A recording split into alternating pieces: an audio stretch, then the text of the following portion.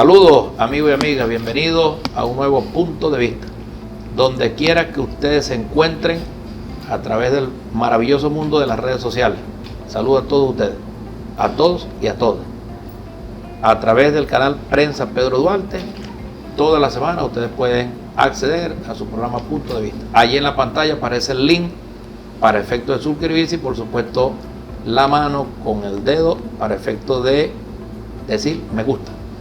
Agradezco mucho el apoyo que han venido dando por supuesto al programa y reitero pues las intenciones de seguir, que Dios nos dé vida y salud, darle gracias a Dios primero que todo, nos da la vida, la salud y pedirle a Él nos la siga dando para seguir nosotros pues proyectando modestamente en esta media hora pues diferentes temas de las diferentes ferias del conocimiento con grandes especialistas en los temas que en el momento se estén analizando. Yo quiero en el día de hoy decirles que me siento muy contento con la invitada de hoy, una extraordinaria mujer, una extraordinaria profesional.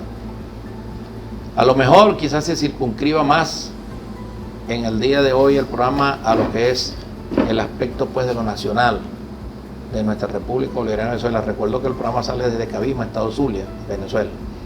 Pero en cuanto a la temática como tal, por supuesto va más allá de nuestra república y pues va allá incluso como es el hecho de ser mujer hacia lo que es un modelo, de lo que es una mujer que incluso pues durante toda su vida y hasta todavía esta edad sigue estudiando, sigue profesional, sigue así una excelente profesional y sigue fortaleciendo ese profesionalismo a fuerza de estudio, de trabajo.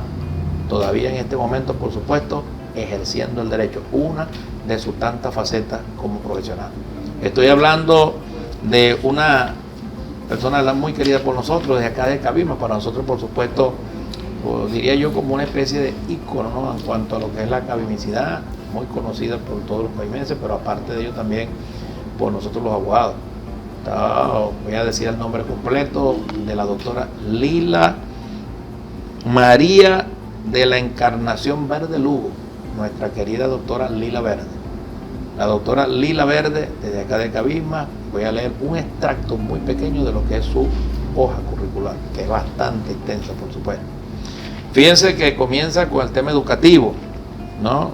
En este caso, cuando hablamos como desde el punto de vista educativo, hablo de que la doctora Lila Verde, antes de ejercer el derecho y antes de llegar, por supuesto, en este caso a la abogacía, es maestra normalista, normal, aparte de ello bachiller pues en humanidades, tiene pedagogía en este caso en castellano, literatura y latín en la universidad, esto lo recibió, lo adquirió pues en el Pedagógico Universitario de Caracas, abogado de la República, en este caso bolivariana de Venezuela, egresada de la ilustre y centenaria Universidad del Zulia, especialista en Derecho Penal, egresada de la Universidad Santa María, magíster en Derecho Penal, Universidad Santa María, especialista en Derecho Político de la Universidad Nacional de Estudios a Distancia UNED, España, maestría en Desarrollo Económico de la Universidad de Cienfuegos, Cuba, diplomado en Derechos Humanos en la UNICA, en este caso pues en la ciudad de Maracaibo, diplomado en Gestión de Recursos Humanos en la Universidad del Zulia, diplomado en Odontología Forense, extraordinario esto, en la Universidad del Zulia, componente docente también tiene pues en este caso en la Universidad Experimental Rafael María Baral, y en la experiencia laboral, una vasta experiencia laboral que es propia de cada uno de estos títulos y estas especializaciones que ya nombré, pero hago énfasis en educación primaria, en educación secundaria, en educación universitaria, pero también juez de menores y aparte de ello juez del sistema penal de responsabilidad del adolescente. Hoy precisamente pues con la doctora Lila, que vamos a estar conversando un tema importantísimo. Tenemos que entender que la realidad jurídica del niño, niña, del adolescente y el tratamiento que se le da desde el punto de vista constitucional legal es muy diferente, por supuesto, a lo que es el adulto, por decirlo de alguna manera, es decir, al derecho ordinario. Y estamos en un derecho muy especial que tiene como punto principal defender nada más y nada menos y cuidar el interés superior del niño adolescente y del menor en todo caso, ¿no? Y la prioridad absoluta. Y la prioridad. Yo voy a dar ya pues el uso de la palabra en este caso a la doctora, y hoy vamos a estar abordando un tema muy importante que es la protección de los niños, niñas, adolescentes, pues en este caso desde la óptica, la responsabilidad con respecto a la protección de niños y adolescentes, la óptica precisamente de lo que es la LOGMA, la Ley Orgánica Procesal de Protección de Niños, Niñas y Adolescentes. Así que bueno, bienvenida doctora Lila, las cámaras de punto de vista son suyas y comencemos pues con esta temática tan importante. Bueno, muy buenas tardes. Quiero darle en primer lugar las gracias al doctor Pedro Duarte, mi amigo y persona pues que nos criamos en esta misma barriada, que nacimos aquí en la parroquia La Rosa, lo que se llamaba La Rosa Vieja, y aún se le sigue diciendo La Rosa Vieja. Quiero darle las gracias pues por esta invitación a su programa Punto de Vista, un programa pues que ha venido calando en la conciencia de la comunidad, porque aborda temas pues verdaderamente muy interesantes. Esta tarde pues, como ya lo dijo Pedro, vamos a abordar lo que se llama la protección de los niños, niñas y adolescentes, que es un tema muy álgido. Y es un tema que requiere pues de mucha atención, porque estamos hablando de niños, de niñas y de adolescentes, personas pues en formación. Incluso la gente dice esos son los adultos del mañana, y así es, nuestra generación de relevo. En Venezuela pues tenemos una ley, que es la Ley Orgánica para la Protección de Niños, Niñas y Adolescentes, que surgió por allá en Nueva York, donde hubo pues una reunión de muchos países, 170 y pico de países, sí, preocupados pues los que se encargaban de la tutela de niños, niñas y adolescentes, de darle de la manera como se trataba a los niños antes de esta convención, donde los niños eran tratados como menos que nada. Así es. Los niños pues no se les daba ninguna importancia, y había pues que cambiar esa óptica, esa manera de ver a esos niños.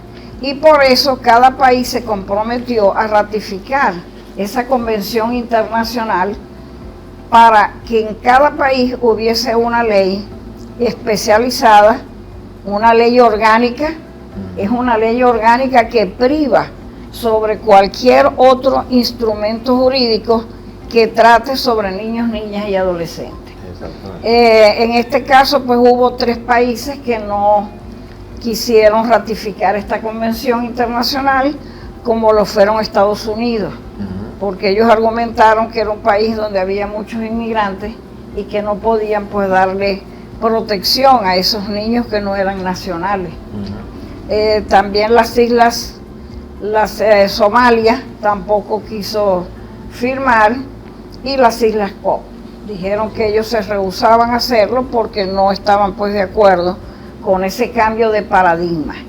¿Por qué? Porque como ya dije, los niños, niñas y adolescentes eran objetos de derecho, sí, señor, de tutela por parte del Estado, que no era una tutela pues entre comillas, sí, porque en verdad no era verdadera, y valga la redundancia, no eran sujetos plenos de derecho, como lo pasan a ser una vez pues que Venezuela ratifique esa convención y empiezan a hacerse los cambios legislativos para implementar esta ley orgánica, que la tenemos pues desde el 1 de abril del año 2000, o sea que acaba de cumplir 22 años, tiene ya esta ley, va para 23 si Dios quiere y la Virgen, y que a medida que ha ido pasando el tiempo pues se han hecho reformas para ir dando respuesta a esos derechos que se reconocieron allí.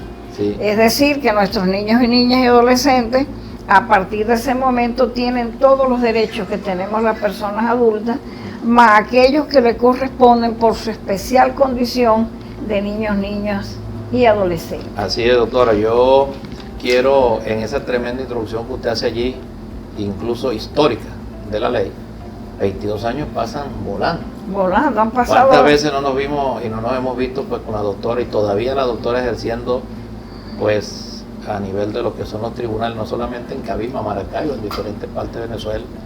Y parece que fue ayer.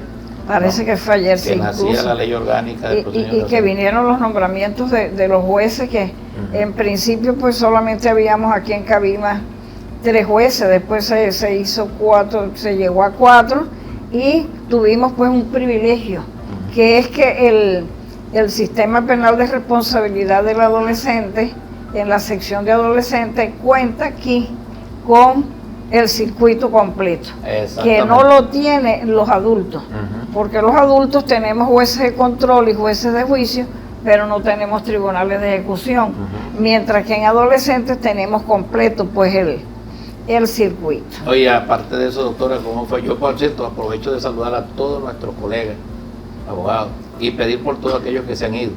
Me recuerdo mucho el doctor Machado y tantísimos.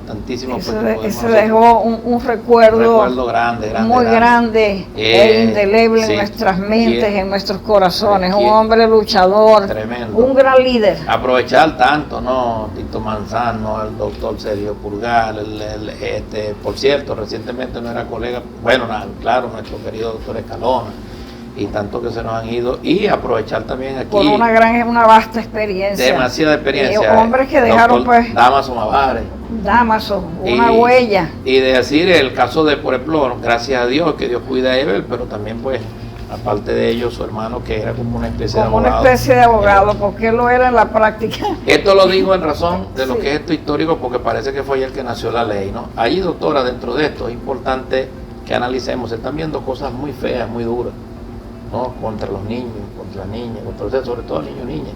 En este caso, ¿cómo podríamos nosotros enmarcar la responsabilidad en el cuidado de los niños, niñas, adolescentes, desde la óptica de la ley? Bueno, la ley establece la responsabilidad en cuanto a la protección en 3 entes, que es lo que se llama la tríada, que es el Estado, la familia y la sociedad. El Estado, pues, que tiene que dar respuesta e implementar, pues, todas aquellas cuestiones que establece la misma ley como prioritarias, para que se pueda dar una protección integral. La familia, por supuesto, porque es la responsable, según el artículo 75 de nuestra Constitución, que trae, pues, una definición muy amplia.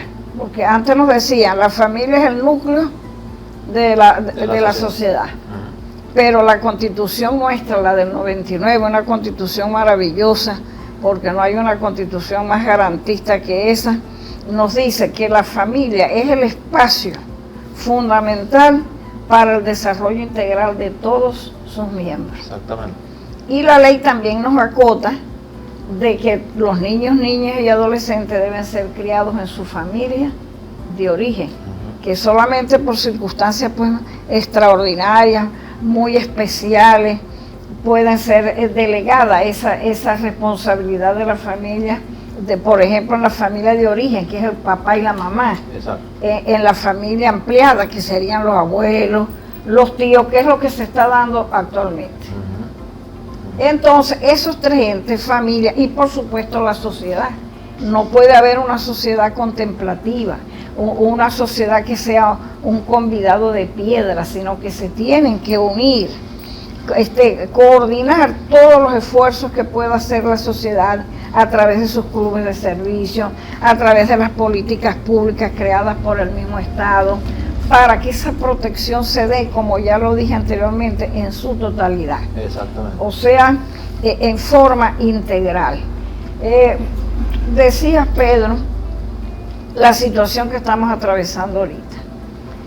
Tenemos mucho maltrato infantil. Muchísimo. Tenemos mucho abuso sexual. Bastante.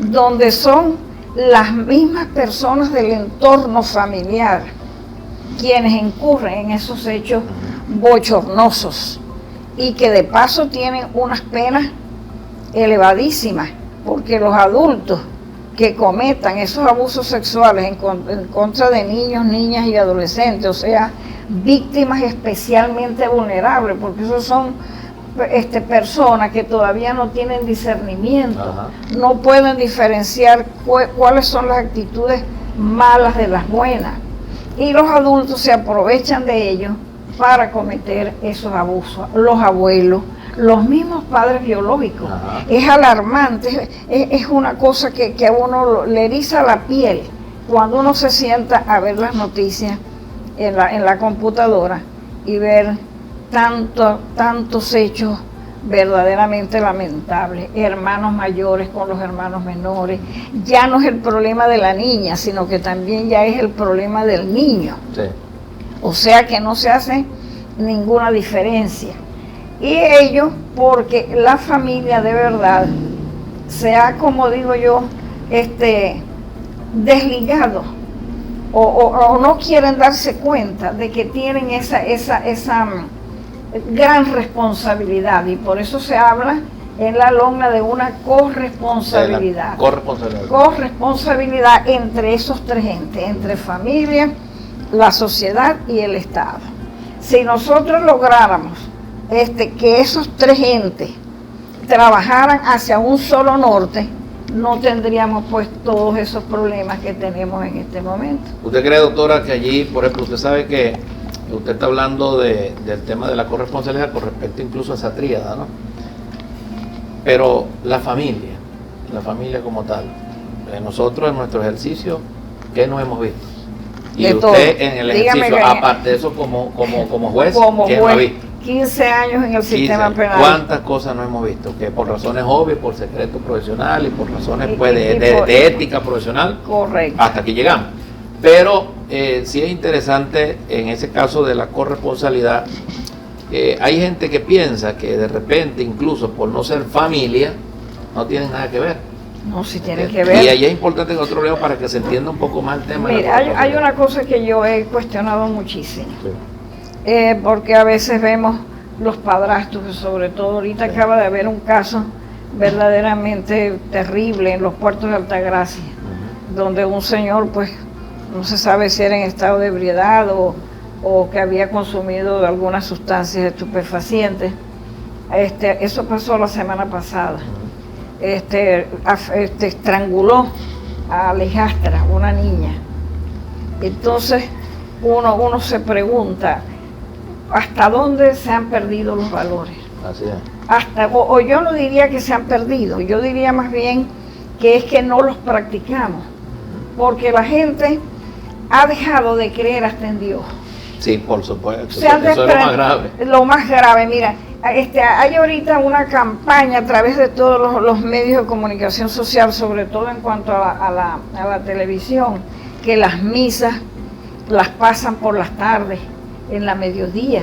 Hay que hacer que nuestros hijos vayan a la iglesia, que crean en un ser superior, que es el que tiene el control, y que nosotros tenemos que obedecer esa palabra, no importa la religión que sea cristiano evangélico, sea católico, pero que haya un ser a quien la gente respete y tratar de practicar esa palabra.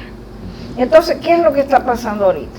Que las madres, muchísimas, claro, a veces que es por el problema de la crisis económica, que se tienen que ir a otro país, dejan a los hijos con cualquier familiar, con tíos, con primos, con abuelos, hasta con los vecinos. Así es.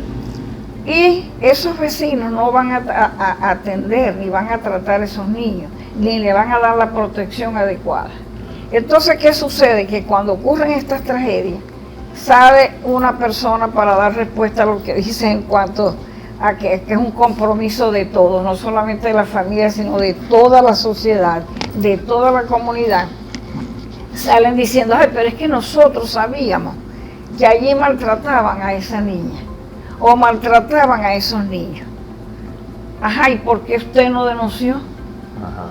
Porque, no, que a mí me da miedo denunciar, porque en los cuerpos policiales entonces van a buscar a la persona y le dicen, quien te denunció fue fulano y tal. Bueno, pero entonces hágalo por noticia de crímenes. Exacto. Agarre un número, un teléfono y nos identifique, pero haga la denuncia, diga, en tal sitio, en tal dirección, hay un maltrato infantil, porque esos maltratos son reiterativos. Eso es como la violencia en la mujer. Lo mismo sucede en la violencia intrafamiliar con los niños, que la violencia cada día no decrece, sino que va aumentando. ¿Hasta qué? ¿Cuál es el desenlace? La pérdida de un ser humano. Incluso, doctora, yo creo que allí, yendo ya al tema más allá de lo que es el Ministerio Público, cuando usted habla de esta corresponsabilidad y de ese tipo de situaciones donde yo lo sabíamos, pero no queríamos decir, indolencia, etcétera, es una indolencia. Debería haber hasta una imputación. Imputación. Una imputación. Es que es valedera. Pero como decimos nosotros aquí en el Zulia, cuando la doctora habla del municipio de Miranda, en Miranda es un municipio del estado Zulia, de los 21 que tiene, pero aparte para aquellos que están fuera del país, que no son pues de la República Bolivariana de Venezuela. Y cuando hablamos nosotros aquí en criollo diríamos, bueno, una imputación por el pecho de esa gente. Por el pecho, porque son cómplices. Que son cómplices. ¿Por qué? Porque el trauma lo lleva ese menor, ese niño, perdón, esa niña. Una marca para toda la vida. Bueno, que la va a llevar para toda la vida. Eso es, y lo más terrible también es que no todos los casos son, nos alarman los casos que vemos, pero ahí no están todos los casos, porque no todos los casos son denunciados. Hay una cifra negra de que las personas por vergüenza, porque saben, bueno, ya el hecho pasó, ya lo que pasó, no, el hubiera no existe, no vamos a remediar nada, pero sí hay que remediar, porque esa persona que hoy viola a un niño y se queda bajo la impunidad, mañana va a violar a otro niño. Por supuesto que sí. Porque la persona que comete esos hechos no es una persona normal mentalmente, es una persona que tiene su patología, que también tiene que ser tratada con un especialista, y no se someten, porque la gente es como el que toma, que dice, no, yo no soy borracho, ni el que está loco dice, yo no estoy loco. Entonces nadie quiere recurrir a la ayuda profesional. Entonces las madres en este momento tienen que ser muy maliciosas, los padres, los abuelos, todo el mundo tiene que sospechar de todo el mundo. Así es. Para evitar que tengamos que caer ya después, como dicen por allí en el lenguaje coloquial, que después de los afuera no vale Santa Lucía. Las cosas se tienen que prevenir para no tener que lamentar. Doctora, y incluso una cosa también muy importante es el hecho de entender, ¿no?, que estos son delitos que son cometidos en la clandestinidad. Nadie llama a nadie para decir estoy violando. No, por eso es que el acervo... El acervo probatorio en los delitos que son contra las buenas costumbres y el buen orden de la familia no es amplio, sino que solamente se circunscribe al testimonio de la víctima y al informe, médico forense. Exactamente, pero que no se equivoque. Pero que no, y esos informes siempre son muy ajustados a la realidad. Más bien en cuanto a las víctimas, sí, a veces yo en esa experiencia, porque uno cuando es juez, como decías tú mismo, Pedro, uno saca de allí, se vuelve psicólogo. Sí, claro. Saca pues una experiencia grande y ya uno hasta visualiza o es capaz de predecir muchas cosas. Las máximas. Entonces a veces nos damos cuenta que esas niñas que acusan a alguien de que las abusa, a veces son manipuladas. Manipuladas por sus madres, porque yo siempre he dicho una cosa, yo soy mujer y defiendo a ultranza a la mujer, pero como yo lo decía en un programa que me invitó Lesbia, que nosotros no hemos llegado a alcanzar el estatus porque no nos autovaloramos. La mujer aguanta del hombre todo, hambre, golpes, discriminación, todo tipo de violencia psicológica, física, pero que no diga el hombre que se va o que tiene otra novia, porque ahí se encienden las alarmas y esa mujer sale a denunciar a ese pobre hombre de todos los males habidos y por haber, y a veces se valen de la silla para hacer acusaciones en contra de sus parejas. Ahí entramos al elemento cultural. Yo me acuerdo que en una prueba anticipada, en un caso muy particular, en una pregunta que se le hacía, por supuesto de manera privada, porque por tratarse de un menor, porque sí, tenía que ser privada, la audiencia. La confidencialidad. Y cuando se le preguntó cómo recordaba, no es fácil preguntarle a un menor, ¿no? Y dijo él, me recuerdo de la respuesta, porque mamá me dijo que dijera eso aquí. Correcto. Listo. Sí. Más claro que eso, no puede contarse. Sí, porque hay una cosa muy importante a la cual has hecho alusión, que una de las cosas que se diferencia, uno de los derechos que son propios de niños, niñas, adolescentes, es el derecho a la confidencialidad, claro, que está prohibido, ¿verdad?, de identificar a los adolescentes por razones obvias, sí, ni dar datos que tiendan a identificar esa víctima. Sin embargo, a veces los periódicos dicen no damos los datos por razones obvias, pero es hijo de la doctora Lila Verde y de fulano de tal, quienes viven en la calle. Y entonces ya están dando los datos que están identificando plenamente pues a esa víctima. Hay un refrán que grafica muy bien eso, pero es muy ordinario, no lo vamos a decir aquí en el público, ya a nivel del programa, pero que cae como anillo al dedo para efecto de eso, ¿no? Porque no están diciendo el apellido ni el nombre ni nada, pero con todo eso, bueno. Es interesante, doctora, resaltar el hecho de lo que significaría. Usted ha dado varios tips. Mire, criar en estos tiempos no es fácil. No es fácil. Si usted los suelta, se los come el mundo. Pero si los amarra mucho, es peor todavía. Cuando salgan también se los come el mundo. Más bien tienes que prepararlo para que ellos enfrenten el mundo. Exacto. Darle las herramientas. Porque José Martí decía, a los hijos, tierra y alas. Pero con una buena formación a nivel de sentimiento y a nivel de valores. Y espiritual. Espiritual. Es que de valores, sí, claro, los valores. Mire, y yo siempre he dado una definición de valores muy sencilla. Yo digo que los valores no es otra cosa que las imágenes que se van formando los niños a medida que van creciendo de las personas adultas. ¿Cómo actuamos nosotros? Si nosotros en el hogar actuamos bien, esos muchachitos van a ser buenos ciudadanos. Van a ser personas formadas en valores, van a ser buenos padres, van a ser buenos esposos, van a ser buenos hijos, en fin, un buen ciudadano. Doctora, allí es interesante, yo me acuerdo cuando la ley tutelar del menor, que luego posterior a ello, por supuesto, pasa a la novísima ley orgánica. La sustituye. Sí, la sustituye. Incluso aquí se dio un choque, porque a la par que desde 1980 estaba la ley tutelar, luego surge en el 2000 la ley orgánica para la protección de niños. Entonces había como dos leyes, claro, que estaban que allí estaban en pugna, en pugna fuertemente, y por supuesto señor, todo un elemento cultural. A eso quería llegar, ese cambio cultural, y con respecto a lo que es la adaptación y el cambio de paradigma con respecto a la nueva ley, y sobre todo en materia penal, en materia de responsabilidad penal del adolescente. ¿Cómo ve usted esos cambios a esta fecha? ¿Usted cree que si nos hemos adaptado a ellos, que sí ha habido sí se ha dado, pero quizás nos hemos quedado cortos.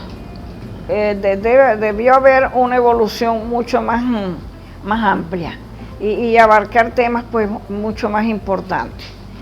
Pero bueno, yo digo que lo más necesario es que se reconozca que se han cometido errores y que a futuro se puedan salvar esos errores para que de verdad haya una excelente protección a niños, niñas y adolescentes bajo la óptica pues de esa ley.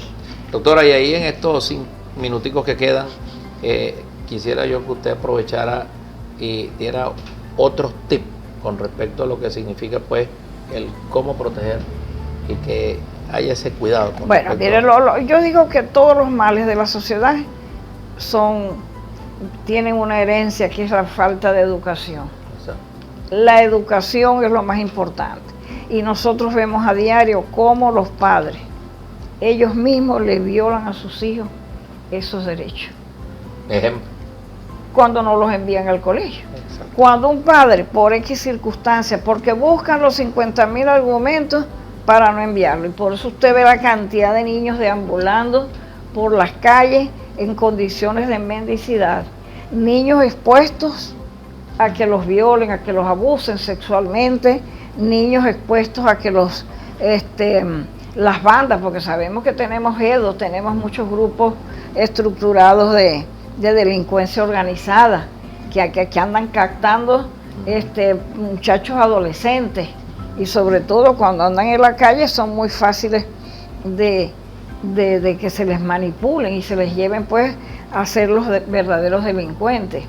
Entonces, el mensaje que yo le daría a los padres es lo más importante, hacer el mayor sacrificio porque sus hijos no dejen de ir a su escuela. Exactamente. Porque en la educación está la base de lo que en una sociedad se puede lograr. Si tenemos personas con buena formación, y como dicen, no, porque ahorita es crisis, no, al contrario, en estos momentos de crisis, cuando se exige más, que la persona tiene que estar bien preparada. Así es. Tener una buena formación, no solamente a nivel intelectual, sino también a nivel de formación integral. Exacto. Bueno, yo agradezco de verdad a la doctora Lila estos tips que hemos pues conversado desde la óptica de la Ley Orgánica de Protección Niño y Adolescente, y específicamente, por supuesto, de lo que es el cuidado y la corresponsabilidad. Y buscar la ayuda de los educadores. Los educadores tienen una gran responsabilidad. Grandísima. Porque la primera escuela es la casa, pero la segunda es la escuela. Así es. Sí, y señor. agradecerle y bueno, simplemente fortalecer la educación, fortalecer el nivel espiritual, fortalecer incluso el santo temor en Dios, tal como usted lo concibe, dependiendo, por supuesto, de su experiencia, de su creencia religiosa. Sí, señor. Así que bueno, agradecidísimo. Esperemos pues que Gracias sirva de algo para ustedes. Agradezco a la doctora Lila. No, y gracias a ustedes. Estoy salud. Muy agradecida pues de esta invitación y más bien añoraba que ya no íbamos a los programas. Yo decía, cualquier momento hacemos otro, y ahora es que hay temas que hablar. Si Dios quiere, que Dios nos dé vida y salud, más nada. Vida y salud, más nada. Bueno, nos vemos en otro punto de vista. Muchísimas gracias.